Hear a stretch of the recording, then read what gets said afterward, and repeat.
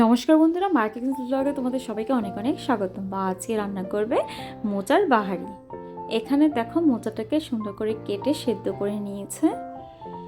আর এখন মোচাটাকে মা একটু বেটে নেবে, একদম মিহি বাটবে না, মানে হালকা একটু বেটে নেবে। দেখো মা সুন্দর করে বেটে নিয়েছে।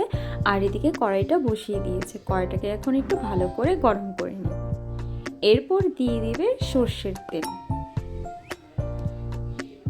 তো তেলটা গরম হয়ে গিয়েছে, ফোড়নে দিয়ে দিচ্ছে কালো জিরে, শুকনো লঙ্কা, তেজপাতা আর সেদ্ধ করে রাখা আলুগুলোকে দিয়ে দিয়েছে। এখন আলুগুলোকে একটু ভালো করে ভেজে নেবে।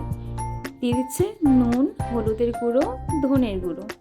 তো এখন এই মশলাটাকে একটু ভালো করে ভেজে নেবে। এরপর দিয়ে দিয়েছে চেরা কাঁচা লঙ্কা, সামান্য একটু আদা বাটা। এটাকে একটু ভেজে দিয়ে দিচ্ছে মোচা। তো মোচাটাকে মা ভালো করে নেড়ে নিচ্ছে। আর এই রেসিপিটি খেতে সত্যিই খুব দুর্দান্ত। আর এদিকে মা নিয়েছে বাদাম। তো বাদামটাকে ভেজে একটু গুঁড়ো করে নিচ্ছে, একদম গুঁড়ো করেনি, হালকা করেছে। আর এদিকে দেখো মোচাটাকে মা নেড়েই যাচ্ছে, দিয়ে দিচ্ছে সামান্য একটু চিনি আর জিরের গুঁড়ো। তো মোচাটা প্রায় হয়ে এসছে। এখন দিয়ে দিবে সামান্য একটু ঘি আর বাদামের গুঁড়ো।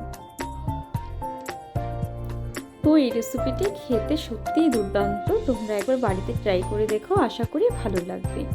এখন ধনেপাতা কুচি দিয়ে একটু নেড়ে নামিয়ে নেবে। তো আমাদের মোচার বাহারি একদমই রেডি।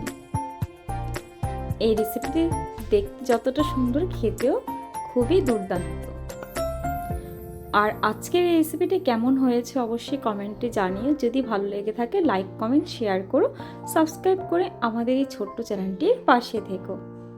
আর তোমাদের ভালোবাসায় আরও যেন এগিয়ে যেতে পারি আশীর্বাদ করো।